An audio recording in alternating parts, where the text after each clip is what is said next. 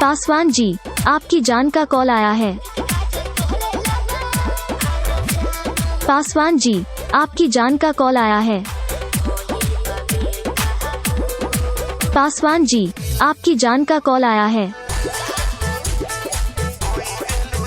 पासवान जी, आपकी जान का कॉल आया है। पासवान जी, आपकी जान का कॉल आया है।